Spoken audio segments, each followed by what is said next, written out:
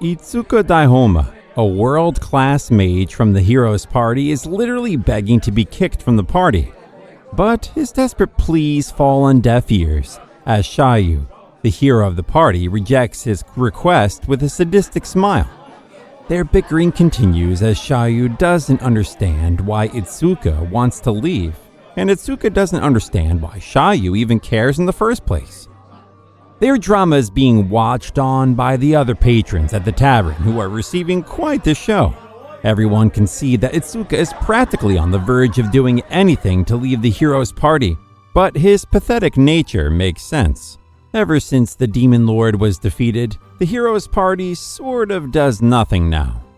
The other members of the party, Rufyu, the sexy elf archer, and Twafa, the totally tsundere girl boss fighter, are also at the tavern enjoying themselves as Itsuka and Shayu continue bickering like they're on the verge of something spicier.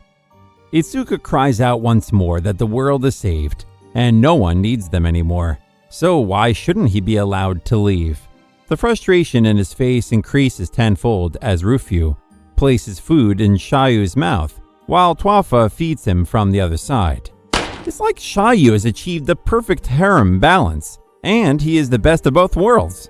This makes Itsuku keel over with anger and sadness, as he wonders why he can't also be surrounded by hot mommies, and why Shayu gets to show off like a pretentious ass. But Shayu can't help it, after all. He also has a loli on his side, the priest of the group Ryo-Su. Itsuka can't believe what he is hearing. Here is Shayu looking like a snack. He has the perfect face, the perfect body. He is super popular. In Itsuka's eyes, Shayu is a god. But Itsuka himself is like yesterday's discarded trash. You look like thank you, next. He isn't popular at all. Itsuka looks like he's on the verge of committing seppuku, as he wonders why he isn't popular. And while he has a mental breakdown, Shayu reminds him of how pretty his magic looks, as if Itsuka is a child still sucking his thumb. But Itsuka is far gone. He has gone off to the deep end now. He tells Shayu to stop mocking him and starts babbling about how people who get kicked out of the hero's party usually end up becoming pretty popular. He wants to be coddled. He wants to feel a woman's touch. Shayu steps in and maybe he's trying to help. Maybe he is trying to get Itsuka to cross over, but he low-key flirts with Itsuka and lets him know that even if he is a total loser, Shayu will always simp hard for him. He pulls in Itsuka's face, and at this point, the entire tavern probably just wants him to kiss already.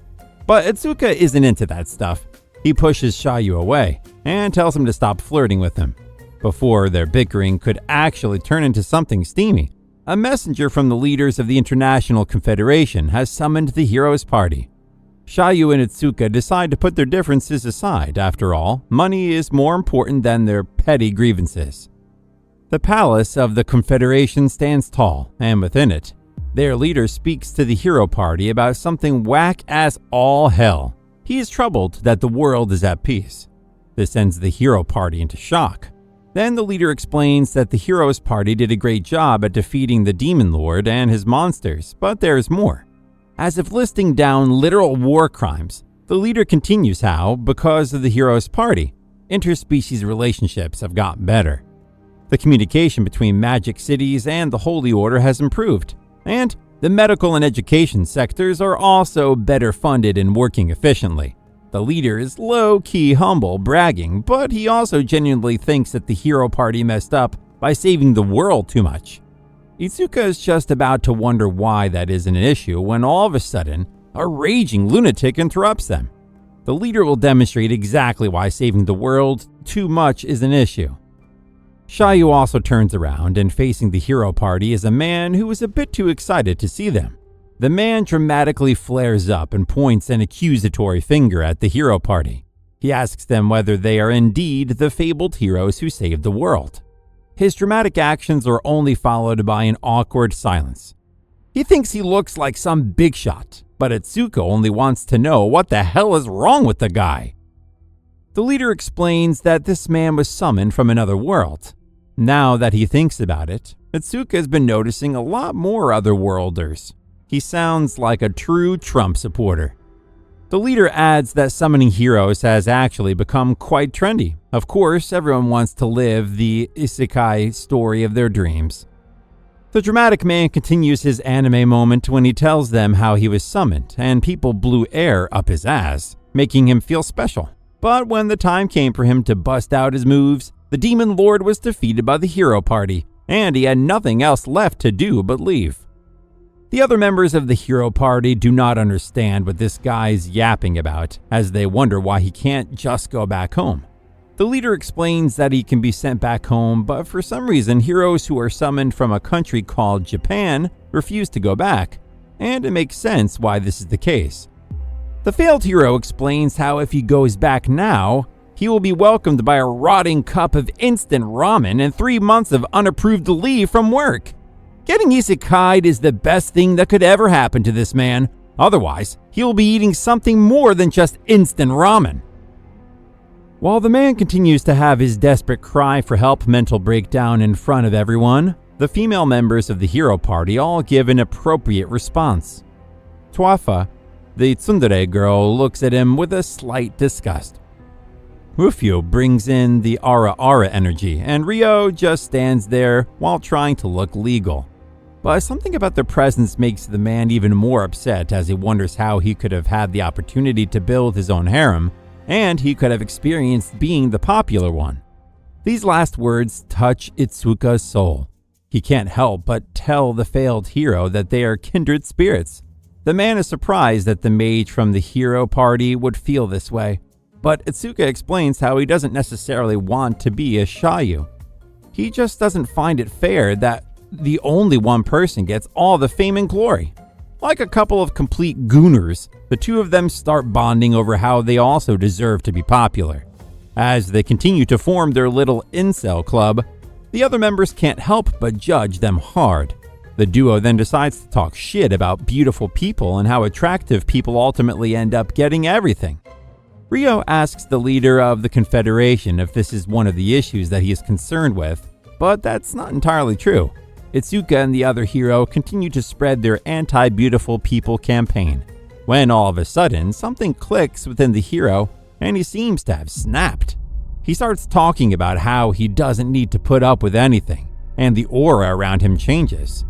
The man brings out his true inner Discord mod behavior and starts talking about how he needs girls. Itsuka's confused at what he's saying, and Shayu is scared now. He wants Itsuka to get away.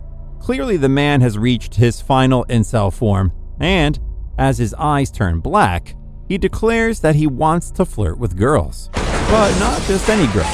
He wants to be pampered by his very own sexy Oni-san. I guess he likes the older sister type girls a little too much. He continues to have his meltdown as he unleashes a powerful force, pushing everyone back. He once again declares how he wants to have his own harem after all. What is an isekai without a harem?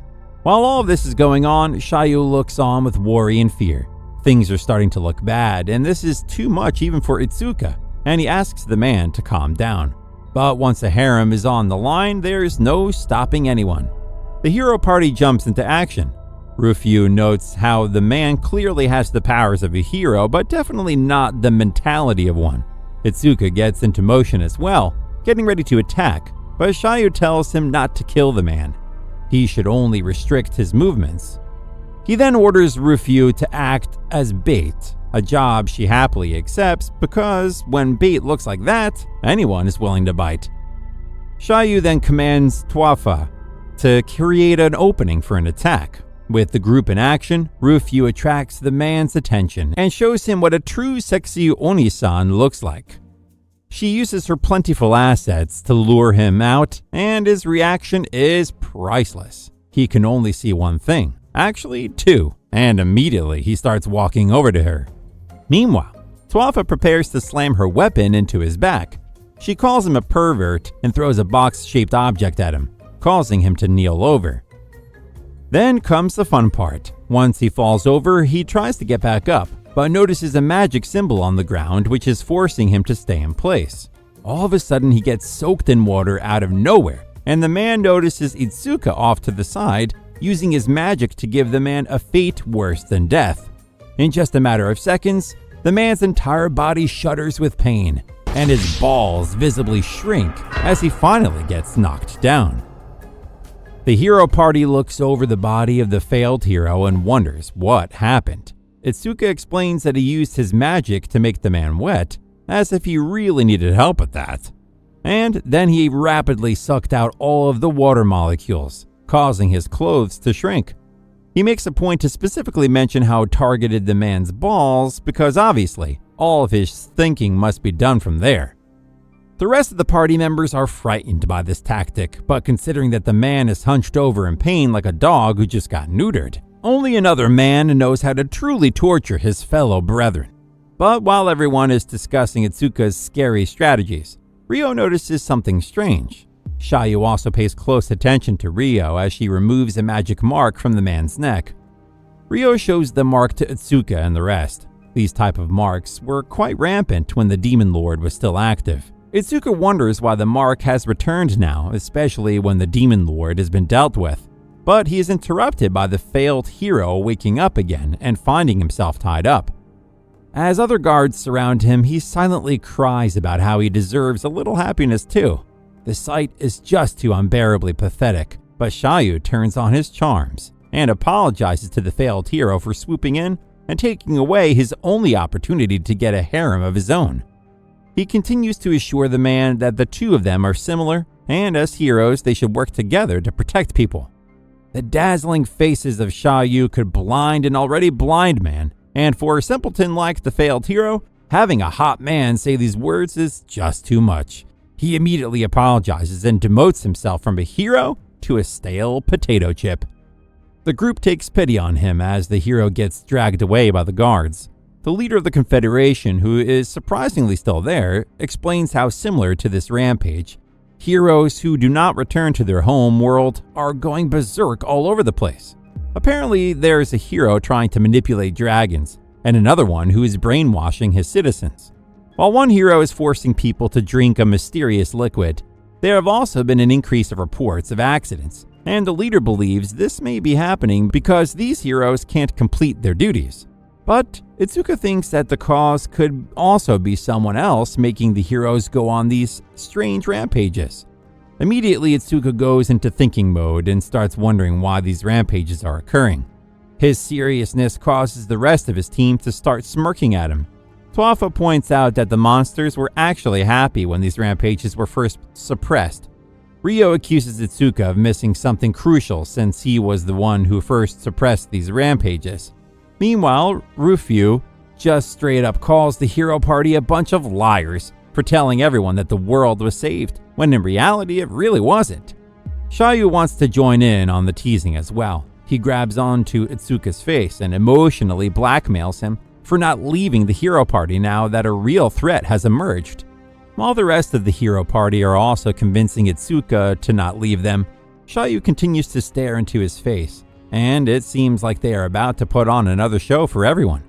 At this point, Itsuka is fed up with all the yapping and agrees to stay for now. But how will he break free from Shayu trying to seduce him every second?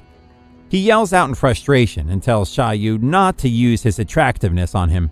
And just like that, the day ends and the hero party retires for the night.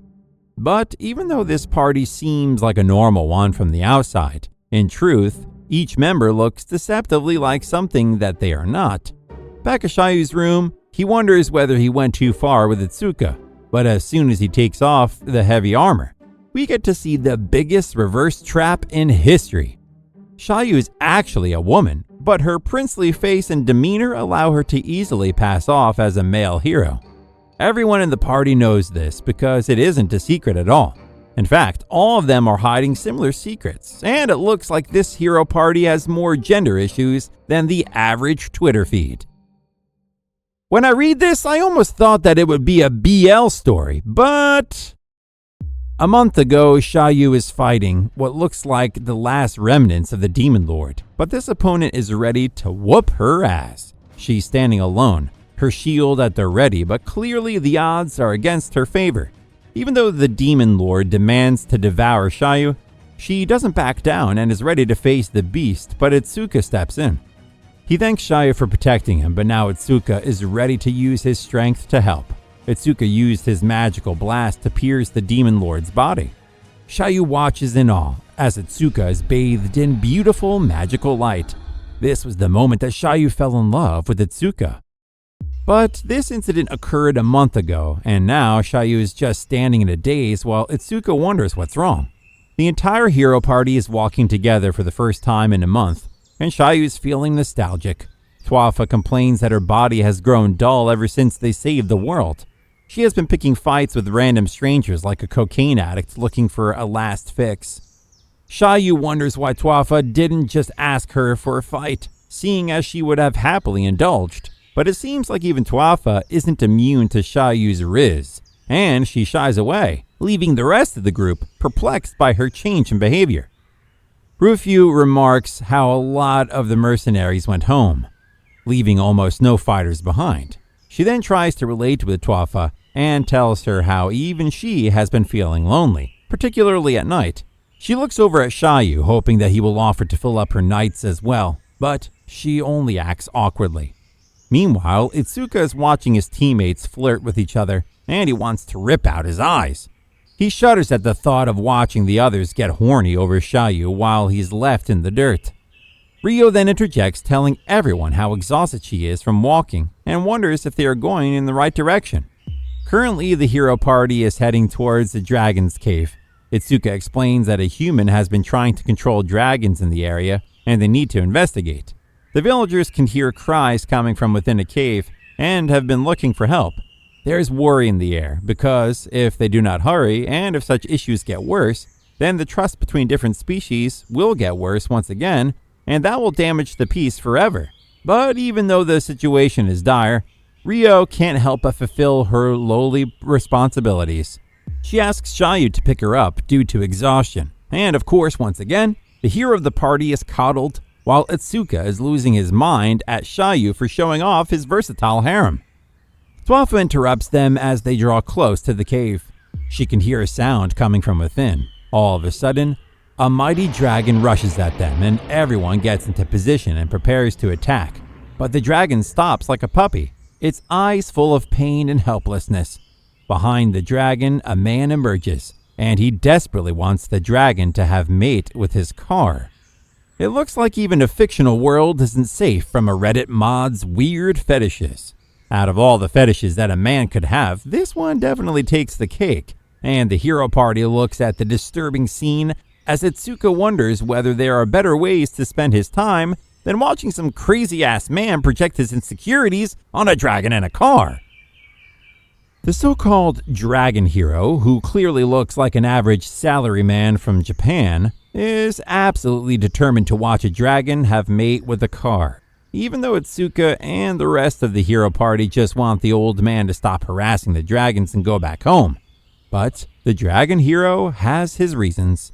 He explains that there are no dragons in Japan, which means that he can't see a real dragon having mate.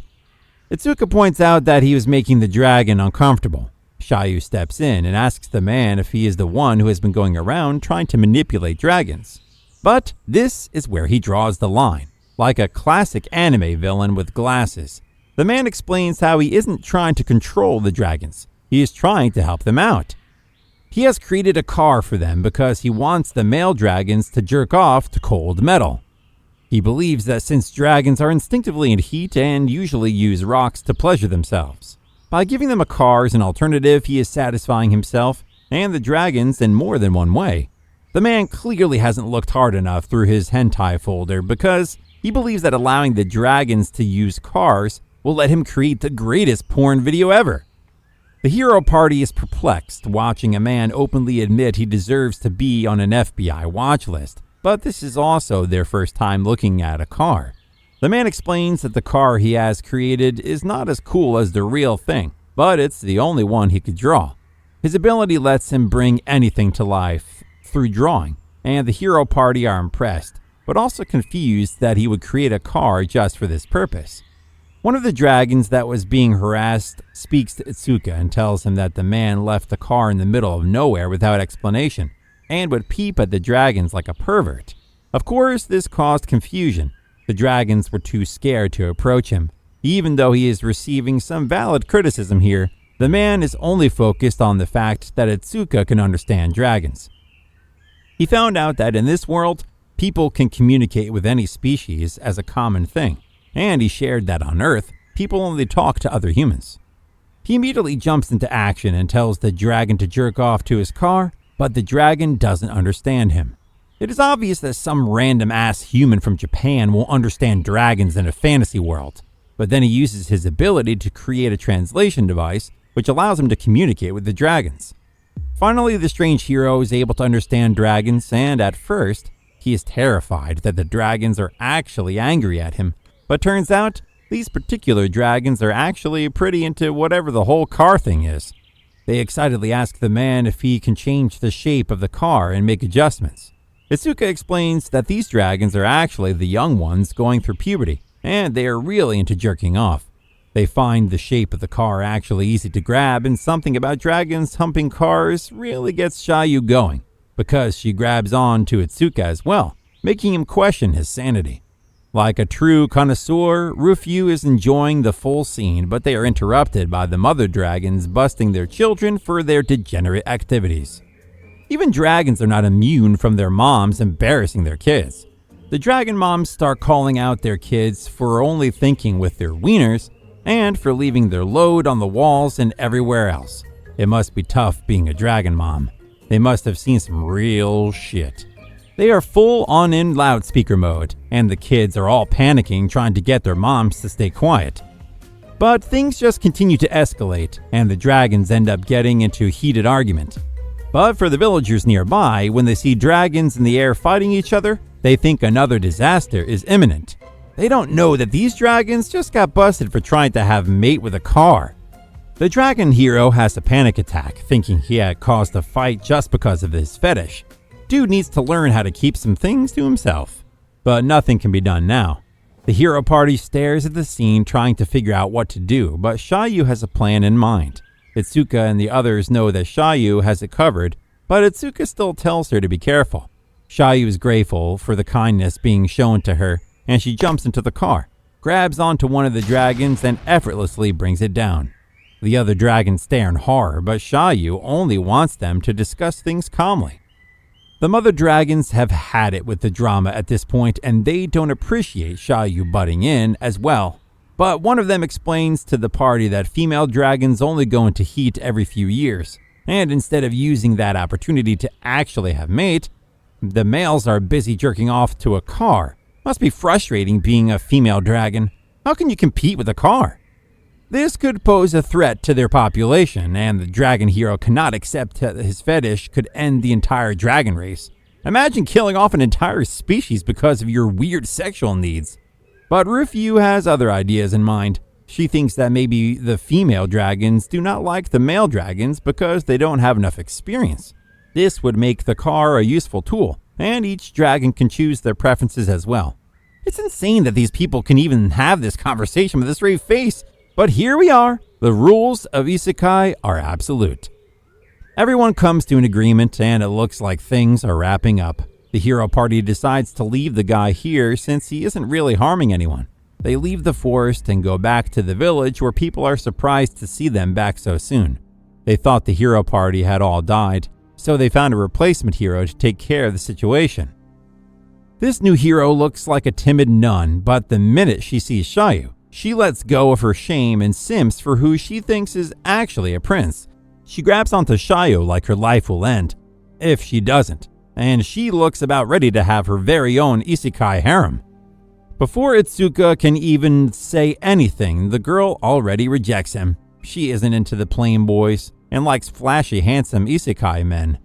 Itsuka is left speechless, and even the villagers start wondering if this girl could actually be a hero. She notices the commotion she is creating and starts working on the dragon case, but the villagers tell her that the hero party took care of it, which makes her even more happy.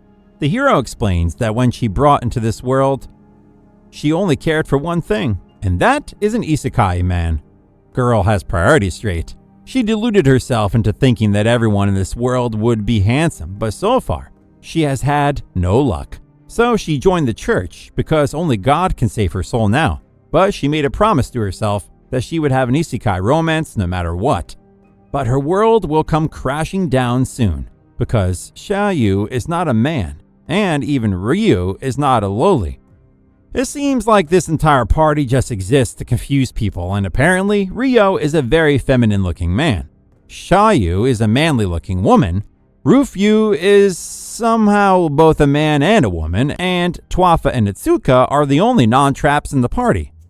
The hero cannot believe what she is hearing and basically pats down the entirety of Xiaoyu's body to make sure that she is actually a woman. This causes Itsuka to tell her to stop, and immediately the hero falls into her deep depression. Not only are there no isekai men, but the hero party is already paired up. She starts crying like a child, without any shame or dignity. She rolls around the floor wondering why she isn't popular and why the hero party is flirting in front of her. It seems like all the heroes summoned in this world have psychosexual issues. The hero wants them to introduce her to an isekai man. Rufyu and Tuafa put their heads together to find someone, but Ryo has a better idea. There's going to be a fancy party where there is bound to be princely types for the hero. A party sounds great. There will be a ball and dresses and a castle. And it's the perfect isekai romance setting for the hero, and she's excited. The hero party is invited as well, and they will have to dress up in formal wear. Xiaoyu doesn't even bother to hide her simping for Itsuka and tells him that she is looking forward to seeing him in formal clothes. Itsuka pays her no mind, and he doesn't even care about the party, but dressing up is a chance at being popular, and this fires him up more than Xiaoyu ever could. The day of the party arrives, and Rufyu is the first one to get dressed up. She also helps Tuafa to stop looking like a brute and puts her in a fancy dress. The hero wonders if she will get to wear something nice, but her church outfit counts as formal wear, so she'll have to stick with her rags. But Rufyu assures her that she looks beautiful and even puts a flower in her hair. The time comes for the hero to mingle, and the minute she joins the party, all she can see are muscle heads. She isn't looking for the muscle type. She's looking for a man who looks like he walked over from some otome game. She is disappointed by a lack of pretty boys and starts eating the food. Just then, the hero party arrives and everyone looks 3,000 times more fancy than the hero they were trying to help. The hero foams at the mouth over the clothes everyone is wearing. Even though Xiaoyu isn't in the dress, she's wearing formal night attire, and Ryo, who is also part of the church, has robes which are way fancier than the one the hero is wearing. She feels a little bit like the less popular girl who just had a prank played on her, but then the music starts, and Rufyu mentions that they should dance. In a classic shy girl move, the hero is afraid of dancing, but Xiaoyu grabs on to Itsuka, and the two of them dance together. Their drunk friends cheer them on as Itsuka worries he looks bad, but bro looks majestic, and he is definitely sharing an isekai moment with Xiaoyu, which makes the hero feel bad. Watching the other heroes of the world is just too much emotional damage for the girl. She excuses herself from the party and stands alone at a balcony and begins losing her mind about her circumstances. This is what no Riz does to a person because the girl holds a spectacular pity party for herself. The hero continues to have a pity party for herself while Rufyu is spying on her. The girl is desperate for a harem, it seems. Meanwhile, back at the party, Itsuka is exhausted from all the constant dancing, but it really says something about their future if Itsuka can't match Xiaoyu's stamina. The poor guy looks like a dried walnut, but he still compliments Xiaoyu's outfit, telling her that it suits her quite well. This makes Xiaoyu so happy. She is just about ready to strip off her armor right then and there, but instead of saying something nice back, Xiaoyu chooses violence and tells Itsuka his outfit is too fancy for him, as if the man needed another low blow. But she isn't trying to make him feel bad. She just thinks that Itsuka looks better in his usual attire.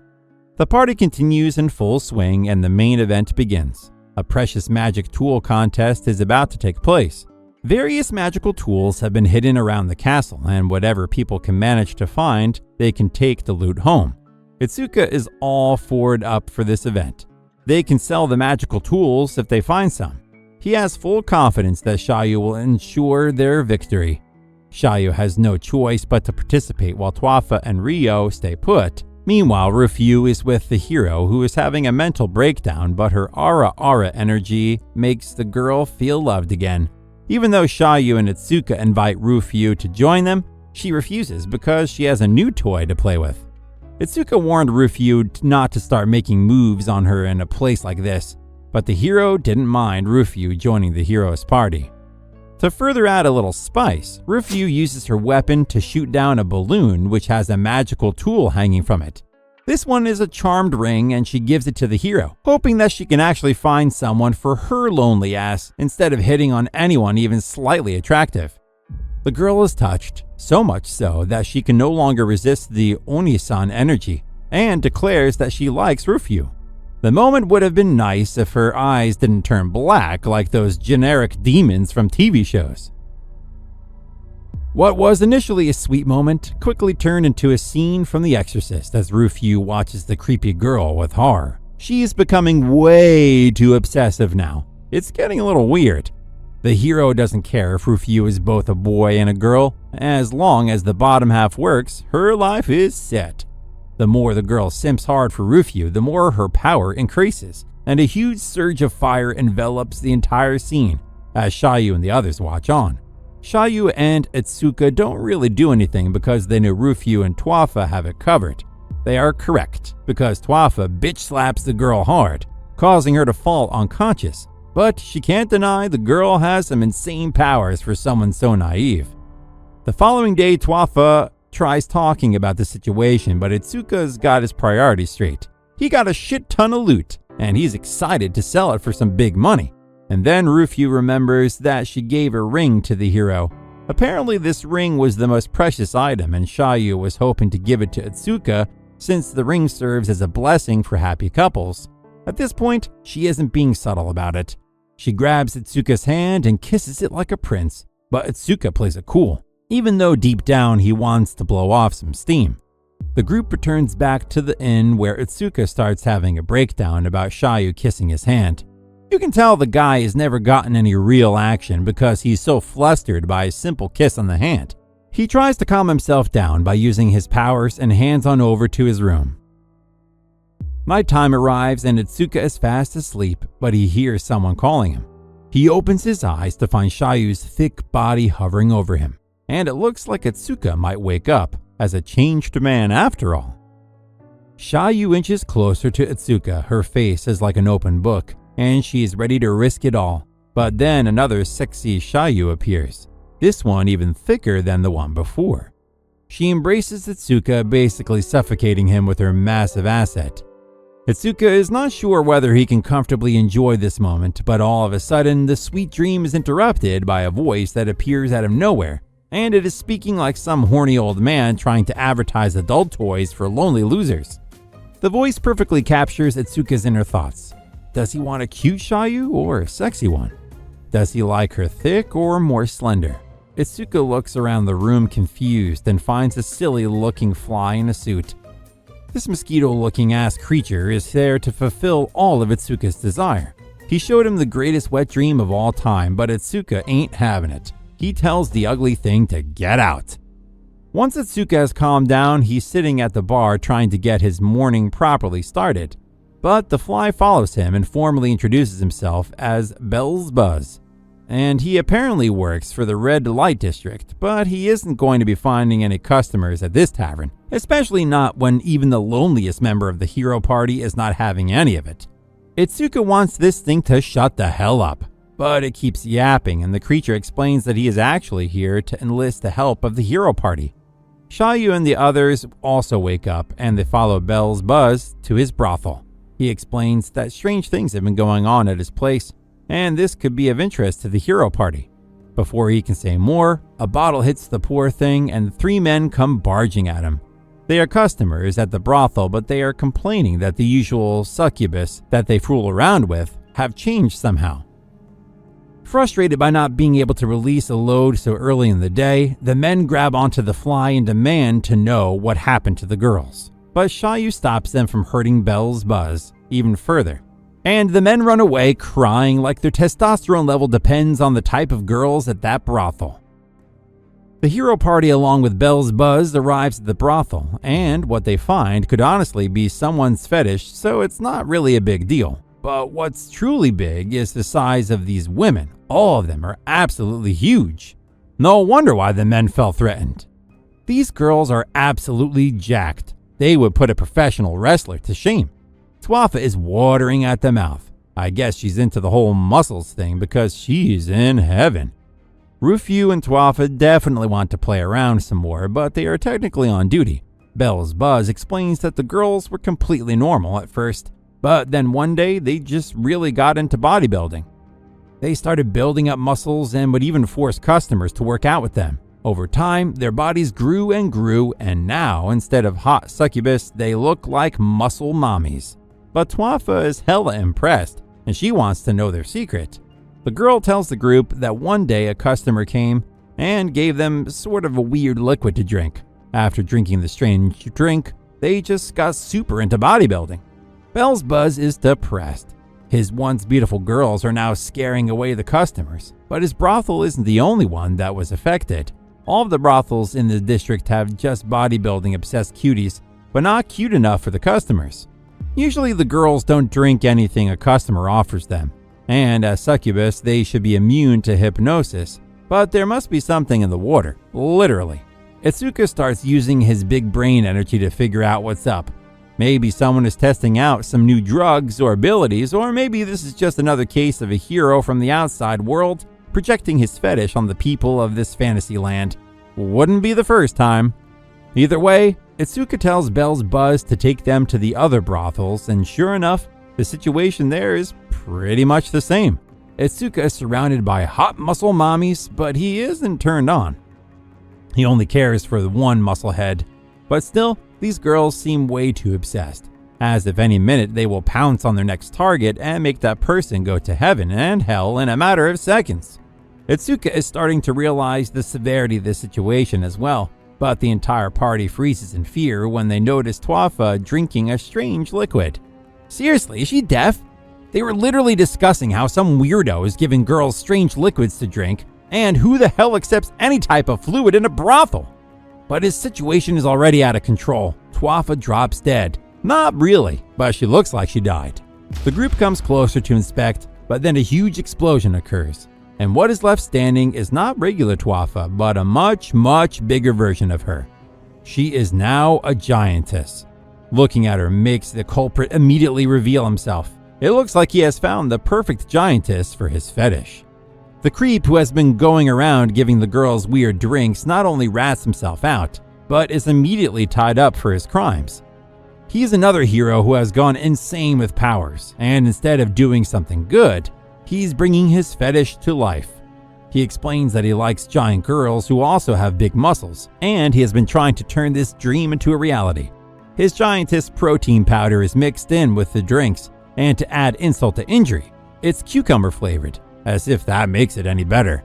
Itsuka wonders why this guy would go out of his way to basically drug the girls when there are species in this world that are giant and fulfill this guy's sick desires. But the matter isn't that simple. The hero has his own flawed logic behind why he needs to see normal girls turn into giants. Like a podcast bro, the man starts yapping about his philosophy and how he likes it when cute girls turn huge. It makes him happy to see some normal-ass girls turn into the wildest wet dream. Itsuka is not convinced and can see through the guy's nonsense, but the man just doesn't stop. He thinks Twafa is perfect because she already has a toned body, and now that she is giant, she looks even better. Itsuka is tired of this shit and asks the hero whether he is from a place known as Japan. By this point, all the weirdos they have met seem to come from Japan. And it makes sense that the place where lolis are legal would produce such weird individuals. But the man convinced them this isn't some hentai shit. He isn't sexually attracted to the giant girls. He just likes looking at them. But when Rufyu wonders why he targeted girls at a brothel, the man has an excuse for everything. He says that it is easier to talk to girls at a brothel and easier to get them to drink his liquid. He could use the girls for experimentation, and this distressed Bell's Buzz, who is really the only one who is negatively affected by all this. Hearing a flyman talk makes the hero go berserk. He thinks this is all a dream. and he breaks free from his ropes. His eyes turn black like a discount demon, and he's still yapping. Itsuka tells him to change the girl's back, but all hell breaks loose. The man unleashes his powers, and the giant succubus girls aggressively start fighting Tuafa and start to destroy the city in the process. Absolute chaos ensues as the giant girls wreak havoc over everything, and the hero who turned them that way tries to run away. But even though this is complete madness, someone in town is definitely jerking off to the scene instead of running for his life. Bell's tries to stop the hero and explains that these girls are far from a different race. They can't fight, and they haven't had anything to eat. Of course the man doesn't care about that. Plus, he proudly proclaims that he has been feeding them meat for their muscles. So, it should be fine, right? No. These girls are succubus, which means that their main food is the life force of a human. These succubus suck their food through human beings. This is why they suck away all day. They require a different kind of food, and what the hero has been feeding them cannot make up for that. If they continue to fight uncontrollably, they will die of starvation. Because of the stupid musclehead hero, the succubus will be no more, and how else will the economy of the town sustain itself? But the hero doesn't care. He got his entertainment, so why bother with whatever else that happens? Damn, this hero should have died. There's no hope for him. After basically drugging the girls, the hero does not give two shits about what happens to them.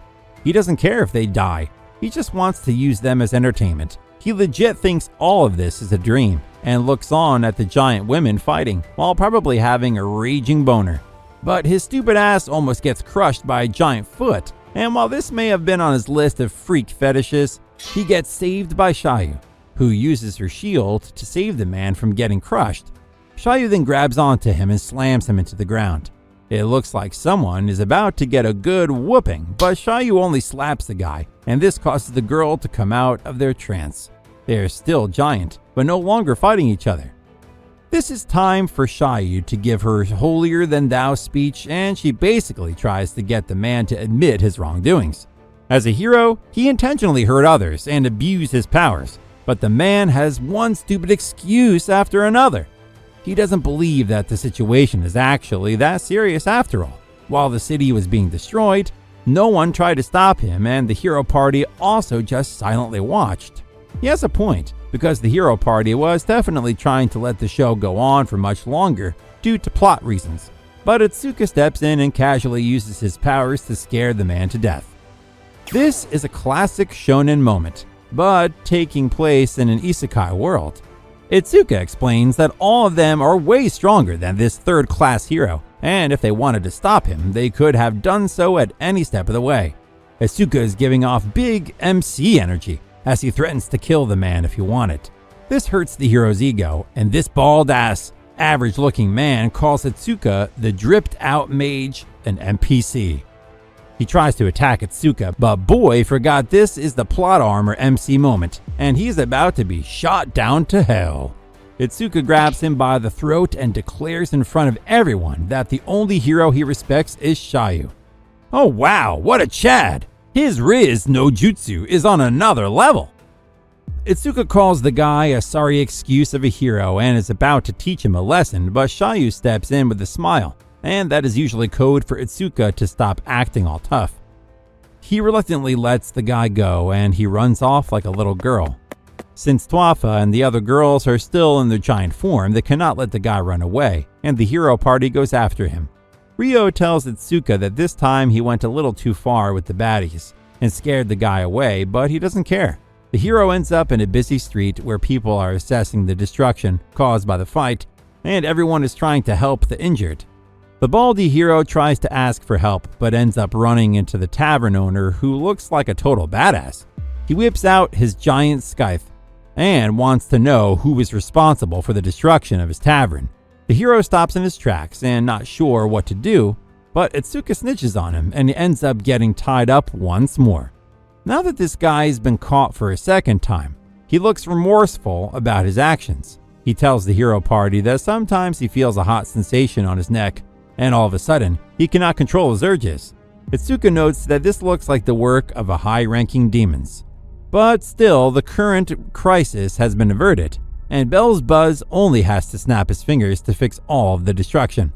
The girls return to normal as well, and Bell's Buzz reveals his true form.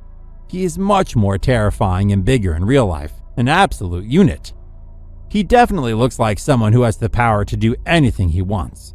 He thanks the hero party for helping him out and taking care of the wounded. Itsuka discovered Bell's Buzz's original form and realized that he is strong. He also thanked him for restoring the city. Bell's Buzz entrusted them with the care of the wounded humans, then disappeared into thin air. While Rio looks after an injured succubus, he hears someone calling to him. It's Bell's Buzz, but he looks completely different again.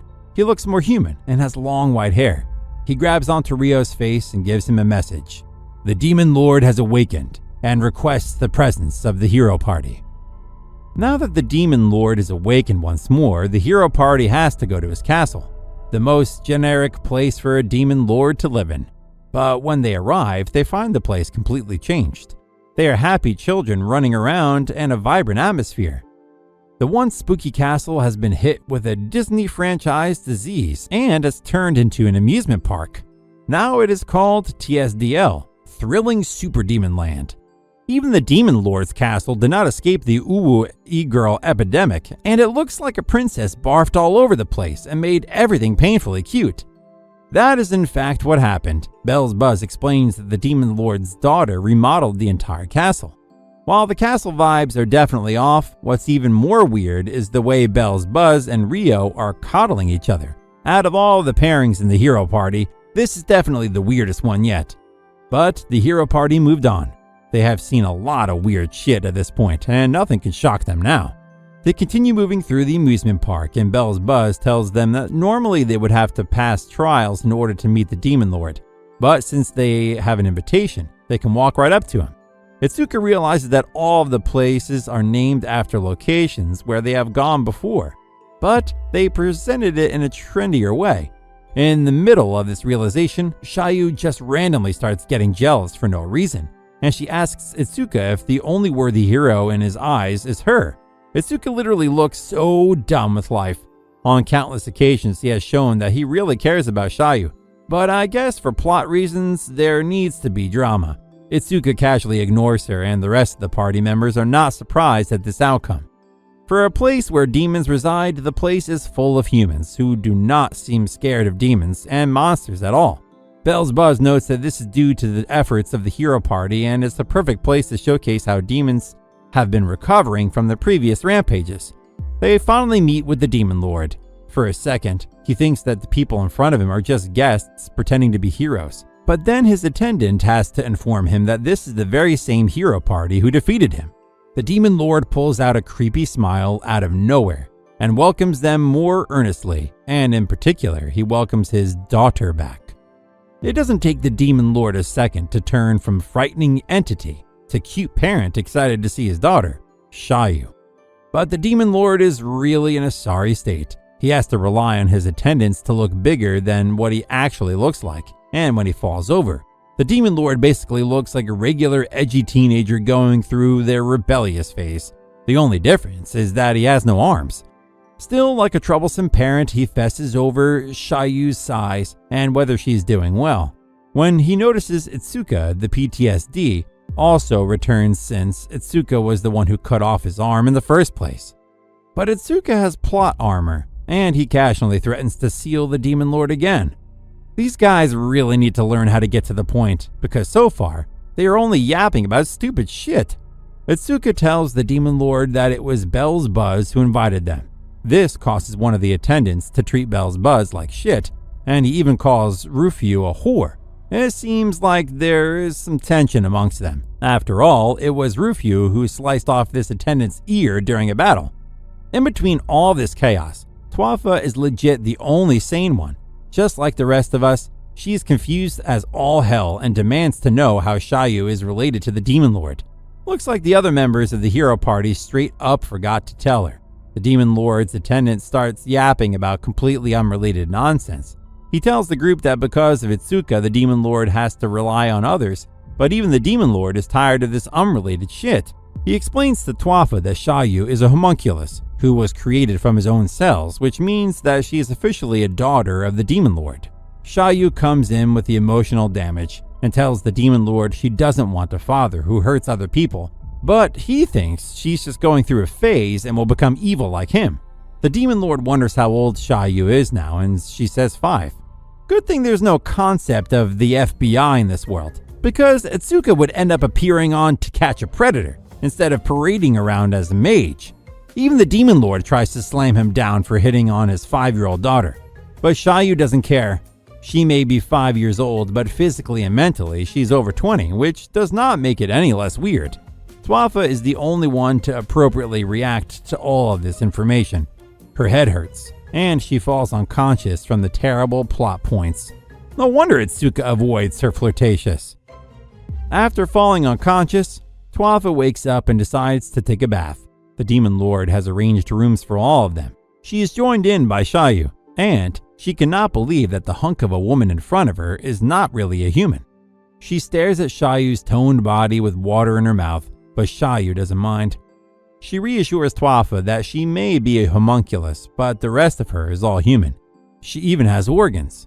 Xiaoyu was created during the demon rampage as a form of experiment. The demons were desperate, so they decided to create a human with demon genes to basically create super soldiers. Rufyu enters as well and begins taking off her clothes. She explains that the Demon Lord's daughters tend to be hybrids and that there are more hybrid species in the world. But that's not the main concern now. Xiaoyu grabs Rufyu's face and throws her out. She shouldn't be using a woman's bathroom just because she has the melons to show for it. She is also technically a man, and this makes Tuafa and Xiaoyu uncomfortable. They kick out Rufyu even though her feelings are hurt, but she only wants to have a little fun. Meanwhile, Etsuka is talking to the Demon Lord, and he wants to know what's the end goal here. The Demon Lord wants to know when Etsuka will marry his daughter. He has been observing the two of them and noticed how close they are. But this is the moment Etsuka decided to grow some balls. He tells the Demon Lord that Xiaoyu is just acting the way a child does when they like someone older. This situation just does not follow human common sense, and Etsuka doesn't like it. For the longest time, he was deprived of being the popular one because of Xiaoyu, and he understands that she was created to serve human beings, so it would actually be easy for anyone to take advantage of her nature.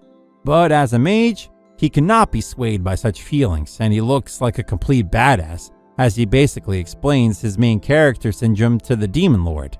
But Etsuka knows that this isn't the real reason why the Demon Lord summoned them. And it turns out that the Demon Lord has noticed that heroes from other worlds have been going on their own rampage, and he believes that this is the start of a dangerous situation for the entire world because almost everyone who is a hero, regardless of where they're from, is turning into an uncontrollable lunatic. The Demon Lord does not want his hero daughter to be affected by the same disease, especially since she's also a hero. After his talk with the Demon Lord, Etsuka leaves the room and finds Ryo wandering around the corridors. Ryo looks a little strange and Etsuka wonders if there is something wrong, but Ryo has been looking for Bell's buzz for some reason. Ryo asks Etsuka if he has seen him, but they are interrupted by the attendants bringing in a loosely clothed Rufyu. She was apparently arrested for trying to enter the women's bathroom. Etsuka really doesn't care for the intersex species, because he casually tells the attendant to throw her in the dungeon. In another part of the castle, Xiaoyu and Tuafa part ways after their bath, and as Tuafa walks to her room, she sees a little ugly-ass bug talking to her. It's Bell's buzz for some reason. Something is wrong. Tuafa doesn't remember who he is, and this causes Bell's buzz to grab her head and tinker around her brain. Bell's buzz blames himself, acknowledging that the careless restoration is bound to have some flaws. How the hell did this take a horror turn? And why is Bell's buzz controlling Tuafa? After he's done screwing around with her brain, she falls unconscious and Bell's buzz only shudders at the thought of having to act polite in front of Ryo again. The next day, the hero party leave the castle to take care of a matter at the request of the Demon Lord, but the entire time Tuafa is completely out of it. The party looks at the amputated arms of the Demon Lord. They are placed as a centerpiece in the park, and the kids can even buy plushies shaped like the Demon Lord's hands. Of course, a demon would also fall into the capitalism hellhole and sell low-quality merch of himself. Bell's buzz explains that the arms are a symbol of the power that humanity holds, and that Itsuka should be pleased, but that boy is fed up at this point. He is suspicious of everyone and everything. They finally arrive at the location where something has gone wrong, and to the surprise of absolutely no one, this place is called the Arrow Trap Dungeon. Itsuka wants to end it all right then and there, but it seems like the real reason why they have been summoned to this place is not because of the dungeon itself, but a squatter, an old lady who refuses to leave the Arrow Dungeon. Maybe Grandma also wants to keep having some fun while she's alive, but everyone is perplexed at what the hell is going on. Itsuka is one more wrong move away from startling his villain arc, if he has to deal with shit like this again. The end.